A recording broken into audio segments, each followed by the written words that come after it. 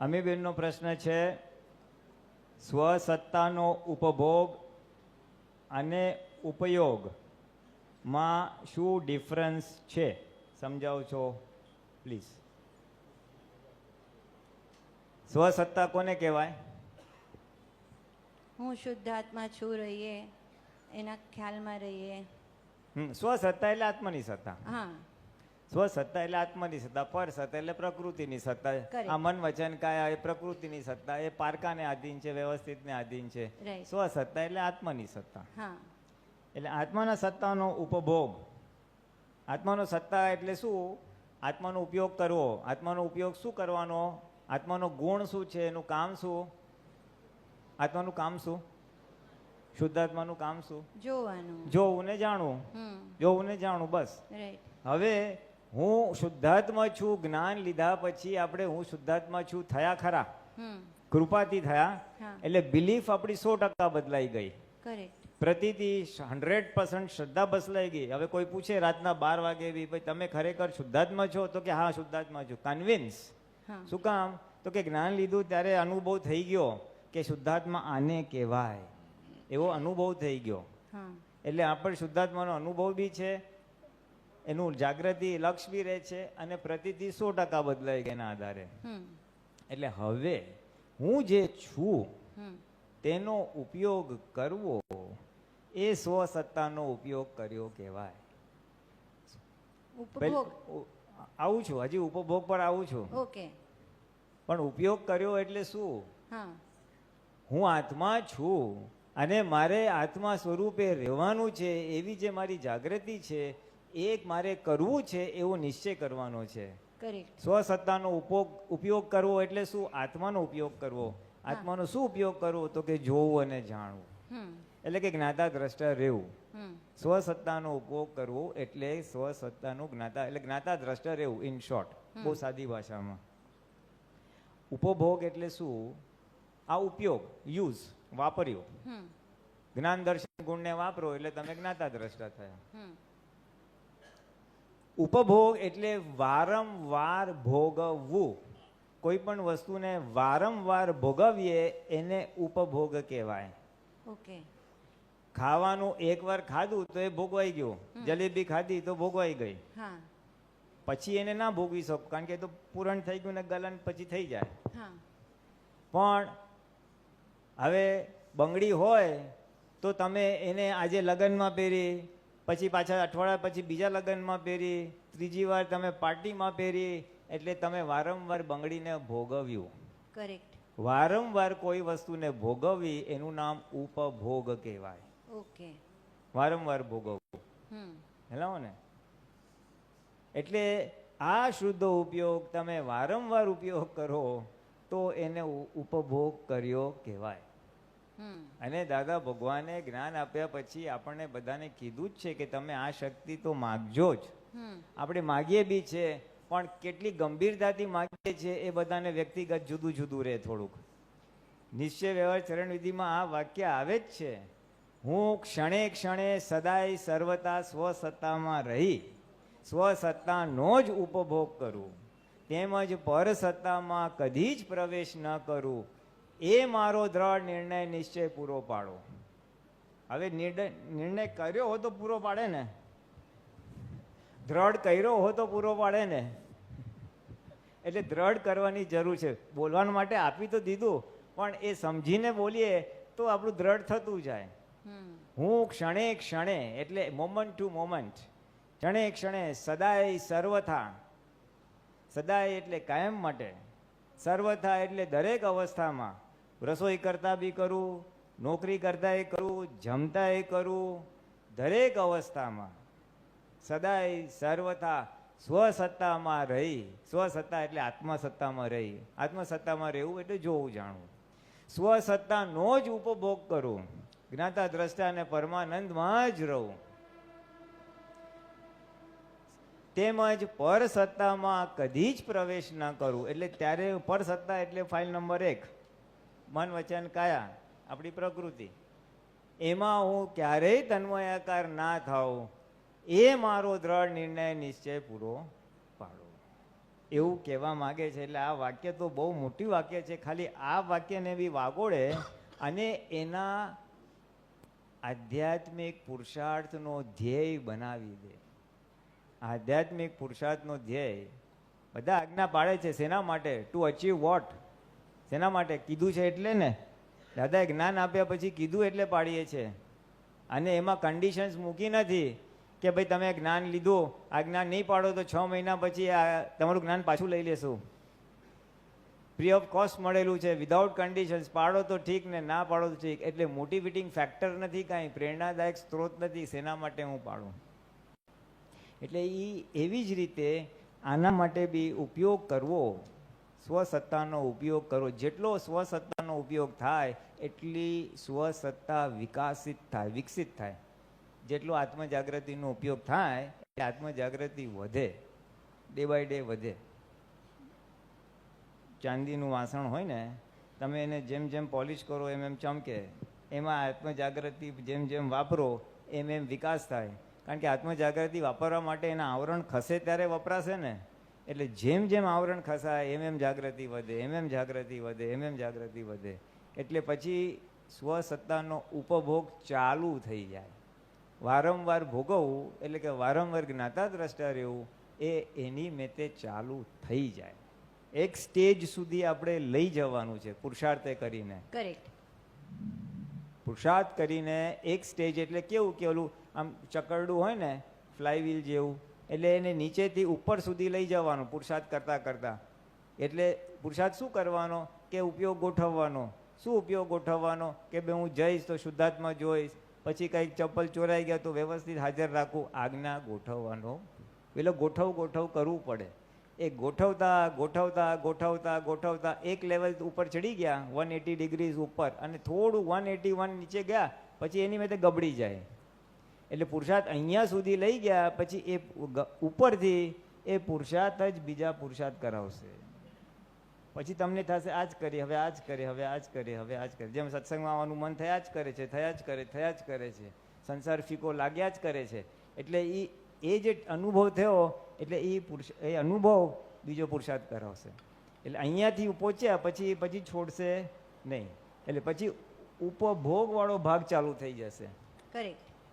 વારંવાર જાગૃતિનો ઉપભોગ કરવો, શુદ્ધ ઉપયોગનો ઉપભોગ કરવો, એ સ્ટેજ પછી ચાલુ થઈ જશે. અને એ સ્ટેજ ચાલુ થાય પછી તમને ઘણું ખરું જ્ઞેય રૂપે દેખાયા કરે. જ્ઞાતા દ્રષ્ટાની જે વાત કરી ને, એ જ્ઞેય રૂપે બધું દેખાયા કરે. કારણ કે આખો અક્રમ વિજ્ઞાનનો જો કોઈ મર્મ હોય ને, મોક્ષ માર્ગમાં એક ક્રમિક માર્ગે જાઓ, એક અક્રમ માર્ગે જાઓ. ક્રમિક માર્ગે કરતા જાઓ. એટલે કે મારે પાપ કરવાના નથી, મારે ક્રોધ કરવાનો નથી, મારે લોભ છોડવાનો છે, મારે દુઃખ આપવું નથી, એમ કરતા બધા છોડી જ્યાં આગળ જાય. અક્રમમાં કરતાપણું આખું નીકળી ગયું. કારણ કે કરનારો હું નીકળી ગયો અને હું આત્મા થઈ ગયો. અને આત્મા થઈ ગયો એટલે હવે આત્મા તરીકે રહેવું એ પુરુષાર્થ. આત્મા તરીકે રહેવું એટલે જોવું જાણવું એ મુખ્ય પુરુષાર્થ. જોવું જાણવું એ મુખ્ય પુરુષાર્થ. જ્ઞેયને તમે જાણો, દ્રશ્યને તમે જુઓ. તમે જ્ઞાન ગુણ વાપરો તો તમે જ્ઞાતા છો, તમે દ્રશ્ય ગુણ વાપરો તો તમે દ્રષ્ટા છો. એટલે આજે શુદ્ધ ઉપયોગની વાત આવે છે ને, શુદ્ધ ઉપયોગ એટલે આત્માનો ઉપયોગ, આત્મ જાગૃતિનો ઉપયોગ, શુદ્ધનો ઉપયોગ. હવે એ આપણને ચાલુ થાય અને એ જેટલું આપણે વારંવાર કરીએ એટલે પહેલાં પુરુષાર્થ રૂપે રહેશે અને પછી એની મેતે થયા કરશે તો બધું થશે. હવે આમાં થોડીક પઝલ ક્યાં થાય છે કે જોવું જાણવું એક્ઝેક્ટલી શું કહેવાય. અજ્ઞાની બી જુએ છે અને આપણે બી જુએ છીએ. તમે અમને જુઓ છો, અહીંયા સફરજન રાખ્યું હોય તો મેં સફરજન જોયું, લાલ કલરનું હતું, બહુ સરસ હતું, એને જોયું જાણ્યું કહેવાય ના? તો કોને કહેવાય? સમજ જે એના પરમાણુ આખા શેનાથી બન્યું છે એને હવે એ બધું ક્યાં પીએચડી કરવા બેસું? શેના પરમાણુથી બનેલું છે? જોવું જાણવું કોને કેવું? એટલે આમાં બે જ્ઞેય છે અને બે જ્ઞાતા છે. લોકો આમાં જ થોડુંક કન્ફ્યુઝન થઈ જાય છે. મેં સફરજનને જોયું.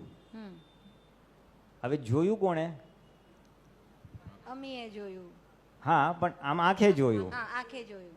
હા, આંખને હા. એ બોલે છે મેં જોયું, અહંકાર બોલે મેં જોયું, પણ આમ જોવા જાય તો આંખે જોયું. આંખે જોયું. અને બોલ્યું બી કે મેં જોયું. રાઈટ. એટલે સફરજન જ્ઞેય છે, એને જોયું કોણે? તો કે આંખે. આંખે.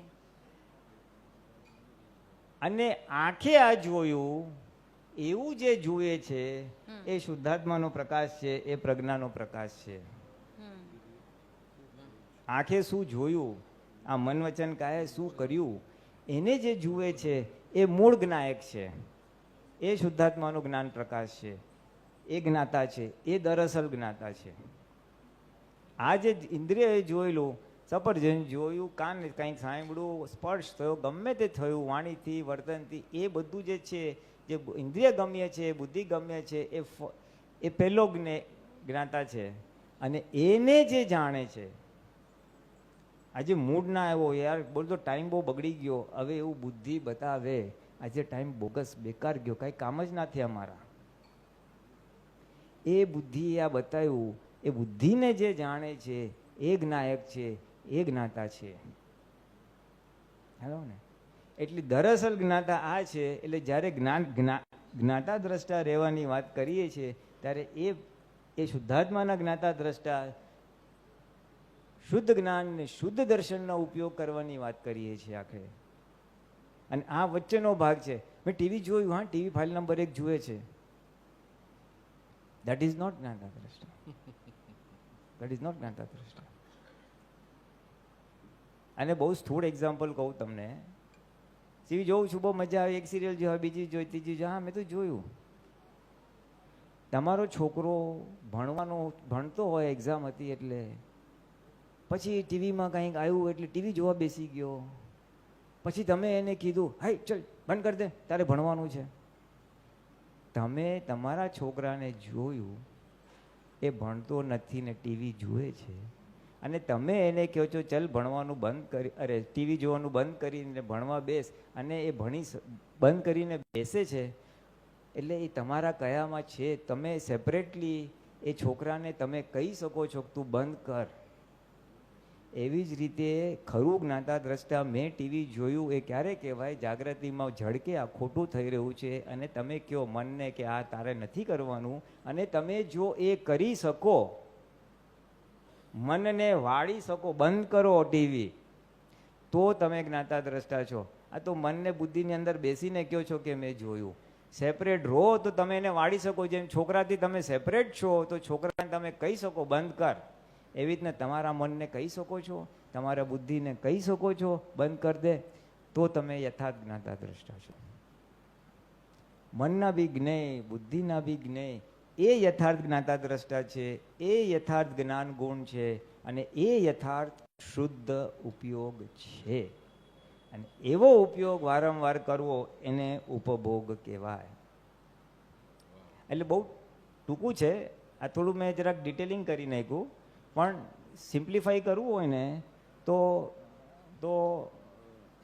મન વચન કાયા, અથવા આપણી ભાષામાં ફાઇલ નંબર 1 શું કરે છે આખો દિવસ? જોયા કરો. એના અંતસ્કરણ અને બાહ્યકરણ, વાણી અને વર્તન, એ જોયા કરવું એ આપણો અલ્ટિમેટ સ્પિરિચ્યુઅલ ગોલ છે.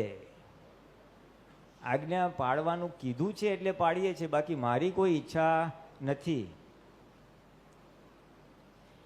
એટલે આપણી પાસે ધ્યેય નથી કે હું આજ્ઞા શેના માટે પાડું, આજ્ઞા પાડીને મને મળવાનું શું છે? હું કમાવા જાઉં છું, પૈસા મળશે તો વસ્તુ લઈ શકીશ, ખાઈ પીને મજા કરી શકીશ. ધ્યેય છે મારે મકાન લેવું છે, ગાડી લેવું છે, મોબાઈલ લેવો છે, ધ્યેય છે, માટે હું કમાઉં છું. સીધી રીતે કે આડી રીતે, પણ ધ્યેય છે. રિલેટિવમાં આપણી પાસે કેટલા બધા ધ્યેય છે. છોકરાને આ સ્કૂલમાં મોકલવો છે, મારે આ મકાન લેવું છે, મારે આ ઘરમાં કપડાં લેવા છે, આ પડદા લેવા છે, કેટલા બધા ધ્યેય છે. તો ધ્યેયને પૂરા કરવા માટે પ્લાનિંગ થાય છે અને ધ્યેય સિદ્ધ થાય છે, રિલેટિવ ધ્યેય. એવું રિયલમાં આપણો ધ્યેય શું છે? What is our spiritual goal? તેના માટે આપણે આ બધું કરીએ છીએ. મોક્ષે જવું ઇઝ નોટ અ ધ્યેય. બહુ બકવાસ છે, કારણ કે મોક્ષે તો કોઈને જવું નથી. મોક્ષ અહીંયા અનુભવો છે, એ ધ્યેય છે. હા, એટલે હવે ચાલુ થયું છે બોલવા માટે, તો ચાલુ થયું છે. દ્રઢ થાય તેથી થાય. જે કહે ને ઉપાધિમાંથી સમાધિનું જે મોક્ષે જવું જો ધ્યેય હોય ને, તો સંસારમાં રહેવું કે સંસારથી છૂટવું. અને સંસારથી છૂટવું હોય તો સંસારની આગ્રહ પકડ કેટલા રાખવાના હોય અને કેટલા છે. એટલે આના પરથી ખબર પડે, એ દુઃખ પડે છે ને એટલે મોક્ષ કરીએ છીએ. ખરેખર મોક્ષ નથી જોતો, દુઃખથી મુક્તિ જોઈએ છે. એટલે રિપેર થયેલો સંસાર જો, એટલે ગમતો ને ફાવતો ને મારા ધાર્યા પ્રમાણે ચાલે એવો. એટલા માટે હું દાદાનું જ્ઞાન વાપરું છું, ટુ ધેટ એક્સટેન્ટ. દાદા કે આ તો બહુ નાનો છે, એનાથી તું ઉપર જા, તને તો ભગવાન પદ આપ્યું છે. કૃષ્ણ ભગવાન જેવો શુદ્ધાત્મા ને શ્રીમંદ સ્વામી ભગવાન છું. તું ભગવાન પદનો લાભ લે. અને ભગવાનનો લાભ શું? જોવું, જાણવું અને આનંદમાં. હું જ્ઞાતા દ્રષ્ટા છું, એની પારાશીશી શું ખબર છે? What is the thermometer? કે રિયલી હું જ્ઞાતા દ્રષ્ટા છું કે નહીં. તમને ઇન્સ્ટન્ટ આનંદ આવે ને આવે. જો તમે જ્ઞાન, ઓહો બુદ્ધિ આમ કર્યું, જો મને આમ કર્યું, તમે જુઓ, તમે સેપરેટ લઈને જુઓ તો તમને આનંદ આવે ને આવે. એટલે તમે એમાં નિરાકુરતા બી હોય અને એમાં આનંદ પણ હોય. અને બુદ્ધિનું જોયેલું હોય તો આકુરતા વ્યાકુરતા હોય અને ઇન્દ્રિય ગમ્ય હોય. એટલે આ તો this is just to distinguish. હા, માઇક.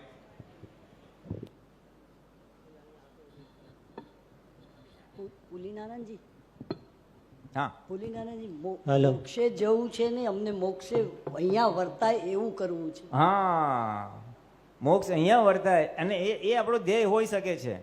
કે આપણે બોલીએ બી છે, એકચ્યુઅલી આ બધા વાક્યો આપણે રોજ બોલીએ છીએ, પણ એટલું આપનામાં જેવો આત્મા વર્તે છે તેવો આત્મા મારા વર્તાવ. દાદા જ્ઞાનીમાં જે વર્તાય છે એવો મારા વર્તાવ બોલીએ છીએ, પણ એમને કેવો વર્તે છે? તો કે એમને નિરંતર છૂટો રહે છે.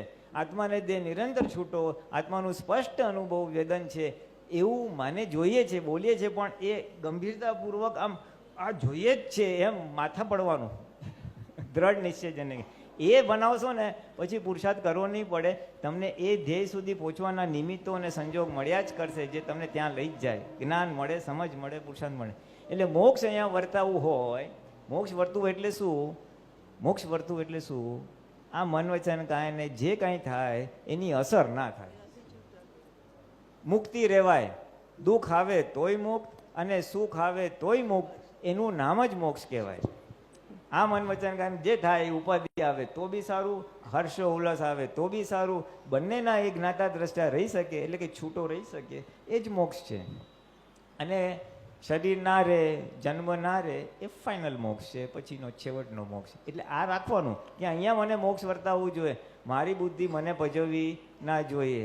સામો આમ બોલી ગયો, એની અસર કેટલી થાય છે, તો એ અસરથી કેમ કરીને હું મુક્ત થાઉં, કયું જ્ઞાન વાપરું, કઈ સમજ વાપરું, એટલો જ આપણે સત્સંગમાં સમજી લેવાનું છે. દુઃખનો અભાવ થયો એ પણ એક આપણો, દુઃખનો અભાવ તો ચાલુ થઈ ગયો. હા, એ પણ મોક્ષનો જ એક પાર્ટ છે ને. એ તો આપણે આક્રમ વિજ્ઞાન મળ્યું ને એટલે દુઃખનો અભાવ શરૂ થઈ ગયો. કરેક્ટ. કારણ કે હું શુદ્ધાત્મા છું, એ આપણને અનુભવ થઈ ગયો. હું અકર્તા છું, સામો અકર્તા છે, એટલે દુઃખનો અભાવ બીજો શેના લીધે ચાલુ થઈ ગયો ખબર છે? આપણી અંદર એક વસ્તુ તો બધા મહાત્માને સારી રીતે ફિટ થઈ ગઈ છે કે આપણે કોઈને દુઃખ આપવું નથી. મન વચન કાયાથી કોઈ પણ જીવને કિંચિત માત્ર દુઃખ ન હોય. બધાની અંદર શ્રદ્ધા તો 100% છે, એ પ્રમાણે પુરુષાર્થ બી છે. હવે એ તમે પહેલાં શું થતું, એણે મને આમ કર્યું, હું એને જોઈ લઈશ, એટલે એ બળતરા ઉત્પન્ન કરતું હતું. હવે એ બળતરા આખી ઉત્પન્ન થતી બંધ થઈ ગઈ, એટલે દુઃખનો અભાવ શરૂ થઈ ગયો. ઘણા બધા અંશે સામો નિર્દોષ દેખાય છે, અકર્તા દેખાય છે, એટલે એના માટે જે દ્વેષ ભાવ હતો એ આખો ઉતરી ગયો. એટલે દ્વેષનો જે દુઃખ હતો એ બધો આપણો ઓગળી ગયો. એટલે દુઃખનો અભાવ તો ચાલુ થઈ ગયો છે. હવે એ અભાવ વધતા વધતા વધતા જાગૃતિ વધતા વધતા વધતા પછી સુખનો સદભાવ ચાલુ થશે.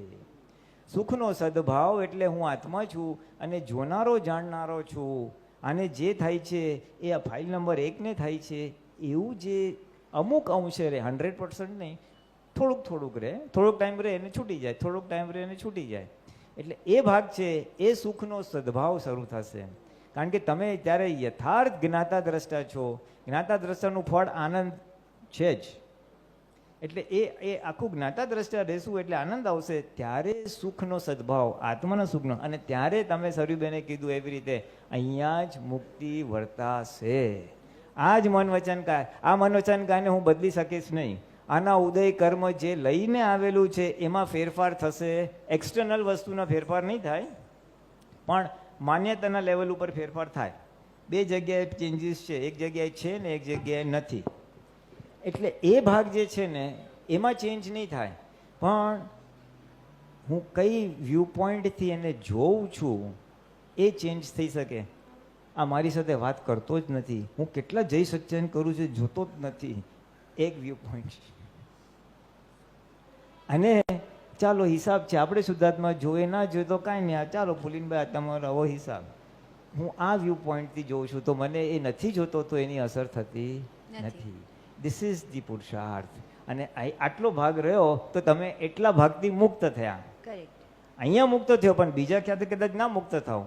એટલે સર્વાંગી મુક્ત થતા થતા બધી વ્યક્તિઓ બધા સંજોગોમાં મુક્ત થતા થતા જ્યારે મુક્ત થઈ જાવ એટલે અહીંયા જ મોક્ષ વર્તાશે. શરૂઆત થઈ ગઈ છે, ઘણા બધા અંશોમાં આપણને અસર થતી નથી. આ થયું તો થયું, જવા દે અને ભૂલ જાઓ. આપણે કંઈ કેરી ફોરવર્ડ કરતાય નથી. એટલે ઘણા બધા અંશે મુક્ત થયા છે અને ઘણા બધા અંશે બાકી બી છે. હવે દરેકનું જુદું જુદું હોય. એટલે જેટલા અંશે આપણે આ સમજ વપરાશે, જેટલા અંશે સમજ વાપરવાથી જાગૃતિ વધશે, એટલા અંશે છૂટાપણું વરસે ને એટલા અંશે મુક્તિ વર્તાશે. એટલે આપણે જે કીધું ને ભ્રાંતિ બદલાશે, પણ એનાથી થોડુંક રિફ્લેક્ટ તો આવશે વર્તનમાં પણ. આવે જ. હા, વર્તન પર આવે જ. હા, વર્તન પર આવે જ. વર્તન પર આવે જ છે. પાછળ નથી બેસવું. કેમ? જવાબ આપો. બહુ સિમ્પલ એક્ઝામ્પલ છે. પાછળ કેમ નથી બેસવું તમારે? આગળ બેસે તો વધારે કોન્સન્ટ્રેશન રહે છે ને. એ તમારી સમજ છે ને, સમજ છે. એટલે વર્તન બદલાઈ ગયું ને, હા. આગળ આવી જ ગયા ને, આવી જ ગયા. બસ એવું છે. કરેક્ટ. એટલે દરેક જગ્યાએ સમજણથી વર્તન આવી જાય દરેક જણને. આપણે છે ને ટ્રેનમાં લોકલમાં જવું હોય ને તો બપોર પછી નીકળવું. સવારે પીક અવર્સમાં ગરદી બહુ હોય. હા, હવે સમજ બદલાઈ ગઈ તો વર્તન બદલાઈ જ ગયું. એવું દરેક જગ્યાએ એવું છે. એ જ વસ્તુ જ્ઞાનમાં બી કામ કરે છે. ભાઈ આપણે આની સાથે બહુ માથાકૂટ કરવી નથી તો માથાકૂટ કરતા નથી. હા ભાઈ, તારો કાંઈક વચ્ચે ભાગ હતો. જય સચ્ચિદાનંદ. આપે જે કીધું ને કે આપણે સફરજન જોતા હોય તો એ આંખ જુએ છે, બરાબર? તો એ રીતે જેમ કે આંખો બંધ હોય અને અંધારું દેખાતું હોય ને એ જે મને દેખાય છે એટલે એ શુદ્ધ ઉપયોગ કહેવાય.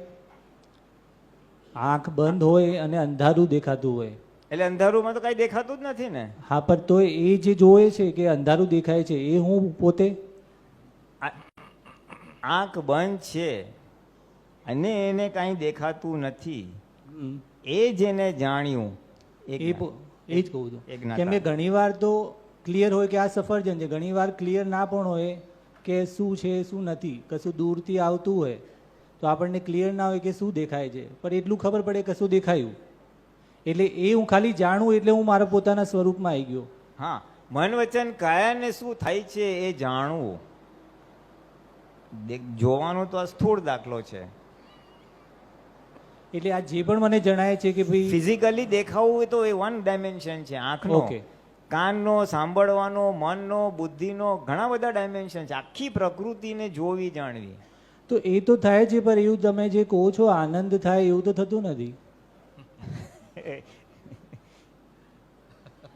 જ તપાસ કરવાની વાત છે. હા એટલે એ જ તપાસ કરવાની વાત છે. એમ કે એવું તો રહે છે કે ભાઈ આ મનમાં આવા વિચાર આવ્યા, બુદ્ધિમાં આ બતાવે છે, એનાથી છૂટું એ રહેવાય. પણ પછી જે તમે જે કહો છો ને કે આનંદ થવો જોઈએ, એ ક્યારેક ક્યારેક બહુ જ રેર કેસમાં થાય એમ. એની અસર ના થાય ને આપણને, એનો જ આનંદ થાય.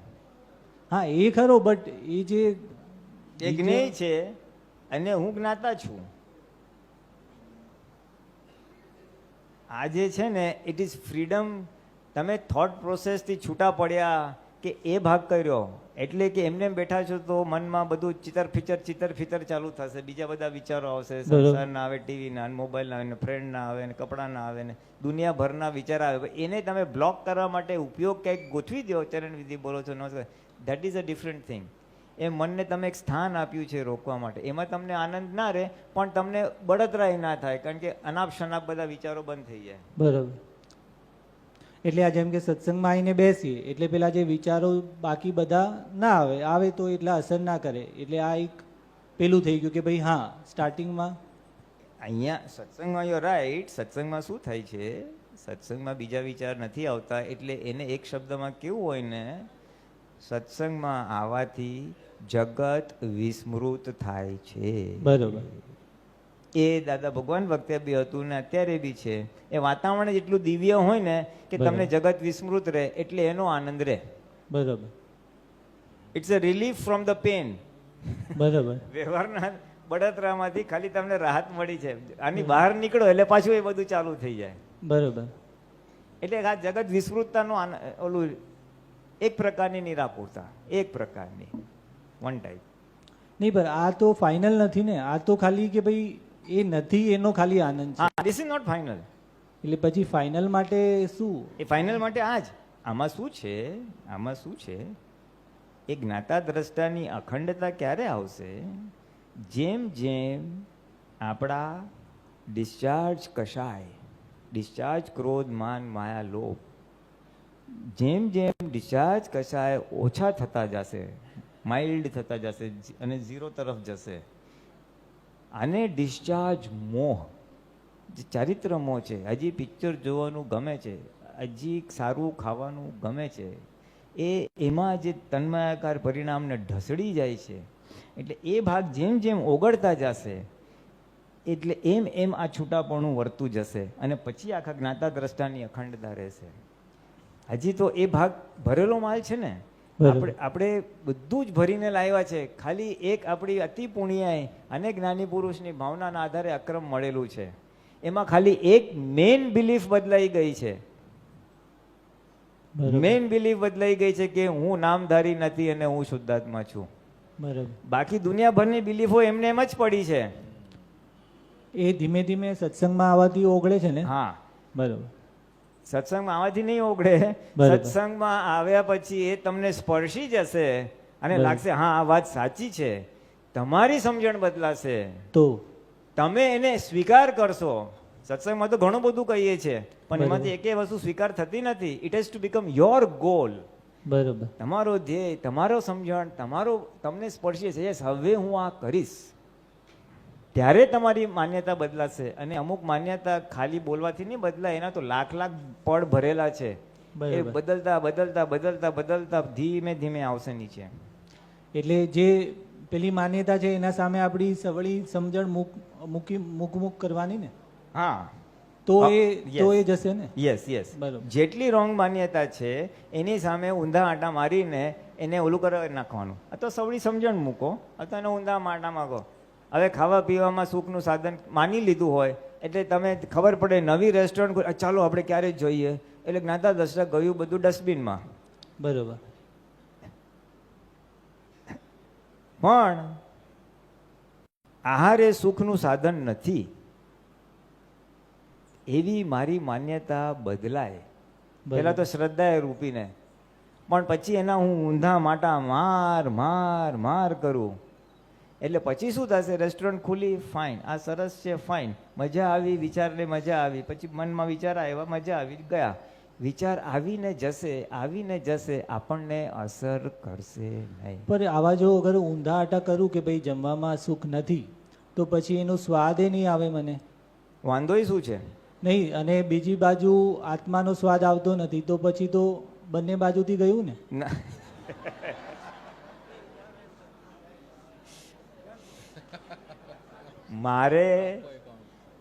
મારે આત્મામાં રહેવું છે એવો નિશ્ચય થયો નથી ને. ના, એવું તો થયો જ છે ને. નહીં.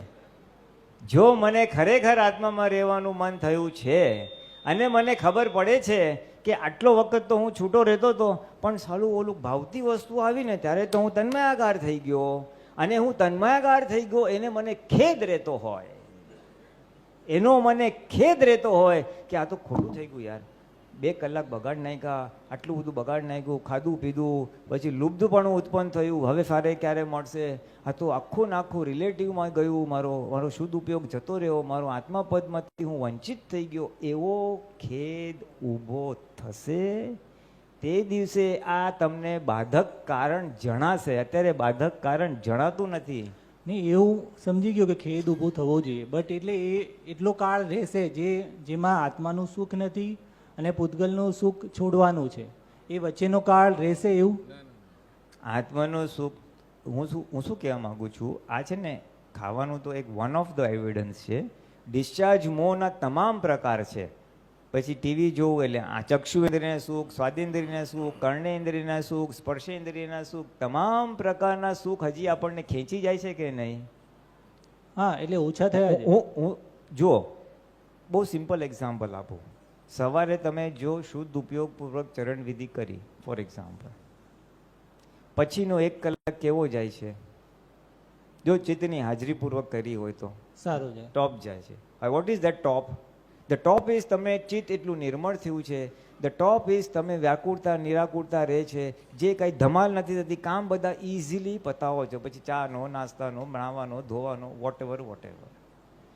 એક્ઝામ્પલ 2, ઘણા લોકો મોર્નિંગ વોક લે છે અને મોર્નિંગ વોક લેતા લેતા ઉપયોગની ગોઠવણી કરી નાખે છે કે બધે શુદ્ધાત્મા જોતા મારે જવું છે. હવે જો માણસ અડધો પોણો કલાક બી એવી રીતે શુદ્ધ ઉપયોગ પૂર્વક પાસ કરે શુદ્ધાત્મા જોતા પછી એને આનંદ આવે underline, there is no option if it is done properly. Now what is that? એ તો તમને ખાલી એક્ઝામ્પલ આપું છું, and I tell you, હું તો મારા અનુભવથી કહું છું, ખાલી અડધો કલાક બી શુદ્ધાત્મા જોયા હોય ને, ઇન્સિડન્ટલી ક્યાંક વોક કરવા ગયા હોય, and the remaining 10-15 minutes approximately, ક્યારેક અડધો કલાક બી થાય, બાકીના આનંદ એની મેં તે ઉભરાય, એની મેં તે જસ્ટ વિધાઉટ એની રીઝન. મેં કંઈ એકે ઇન્દ્રિયના સુખ નથી લીધા તો બી રે, ઇટ્સ ઇનસાઇડ. એટલે મને વિચાર આવ્યો, મેં કીધું આ તો ખાલી એક શુદ્ધાત્માના અનંત સુખની એક ઝલક છે, એક ઝલક જ છે કે મેં ખાલી શુદ્ધાત્માનો શુદ્ધ ઉપયોગ અડધો જ કલાક વાપર્યો અને આટલો આનંદ ઉભરાય છે. હવે આ જ અવધિ જો વધી જાય, અડધો કલાક નહીં, અડધો દિવસ થઈ જાય, 10 કલાક 12 કલાક થઈ જાય તો કેટલો બધો આનંદ આવે. અને એ વધતા ટચ થઈ જાય સ્પષ્ટ, જે જ્ઞાની હોય તો પછી તો નિરંતરનું થઈ જાય. એટલે આવા અનુભવ જ્યારે થાય કે આમાં મજા આવે છે, આમાં જ રહેવા જેવું છે, પણ મારે આ કામ કરવાનું આવ્યું, મને આ ફાઇલ આવી, મારે તો પિક્ચર નહોતું જવું પણ ફેમિલીએ કીધું જોવા જવું પડશે એટલે મારે જવું પડશે. એટલે ફાઇલો છે, ડિસ્ચાર્જ મોહ છે, ડિસ્ચાર્જ કશાય છે, જે વચ્ચે બ્લોક્સ કરે છે આપણા આ જ્ઞાતા દ્રષ્ટામાં, ખ્યાલ આવે ને? હવે એ ભાગ જેમ જેમ ઓગળતો, you can't do much about it, you can't rush it. એને તમે રશ નહીં કરી શકો, કારણ કે એ તો જે સમયે જ્યારે નીકળવાનું હશે ત્યારે જ નીકળશે. આજે ઉંમર 60 વર્ષે નીકળવાની વસ્તુ 60 વર્ષે જ નીકળશે અને 65 વર્ષની 65 વર્ષે જ નીકળશે. પણ જે સ્ટોક ભરેલો છે ને એની સામે આપણે પુરુષાર્થ તો કરી શકીએ છીએ. હવે 1 લાખ પડ હોય ને કોઈ પણ સુખની માન્યતાનો, ડિસ્ચાર્જ મોહ કયો કે ડિસ્ચાર્જ કશાય કયો, મારો ક્રોધના 1 લાખ પડ છે, મારા લોભના 1 લાખ પડ છે, મારે ટીવી જોવાના 1 લાખ પડ છે. આ તો એટ રેન્ડમ એક્ઝામ્પલ આપું છું, એટ રેન્ડમ. હવે એ ઓગળતા 50% સુધી પહોંચી જશે ને, પછીના 50% is very easy to manage, very easy to manage. કારણ કે એ શું છે, એ વિચાર આવશે ને જશે, આવશે ને જશે, એમાં હું તન્માયાકાર નહીં થઉં, કારણ કે એની તીવ્રતા નહીં હોય, એની ઇન્ટેન્સિટી નહીં હોય. જે ખેંચી જાય છે ને, જે કાલે વાત કરી હતી ને પરેશાનજી, કે ખેંચી જાય છે મને, એવું નહીં. એ જે ખેંચવાળો ભાગ છે, બીકોઝ એની ચિકાસ વધારે છે, ઇન્ટેન્સિટી વધારે છે. હવે એની ઇન્ટેન્સિટી ઘટી જશે. જે મારી ભાવતી પ્રિય વસ્તુ હોય, ફોર એક્ઝામ્પલ, એ વસ્તુ મને બહુ ભાવે, રોજ ખાવ, પછી એક ટાઈમ આવશે કે હવે બહુ ઈચ્છા નથી થતી. પછી શું થશે કે આવ્યું ને વિચાર, આપણે ખાઈએ પણ વિચાર આવીને ગયું, હું એને સ્વીકાર કરું કે ના કરું એટલો પુરુષાર્થ મારી પાસે રહે. એટલે એ વિચાર આવીને જશે પણ મને અસર કરશે નહીં. એ જ અહીંયા મોક્ષ વર્તેલો કહેવાય. આવીને ગયું, ઇટ ઇઝ નોટ અફેક્ટેડ મી, મને અસર કરી નથી, એને જ મોક્ષ કહેવાય. એટલે હાલ પૂરતું હમણાં એ કહી શકાય કે આપણા માટે મોક્ષ છે હમણાં, કેમ જે અગર એફેક્ટ નથી કરતો વિચાર આવીને ગયો, જેટલા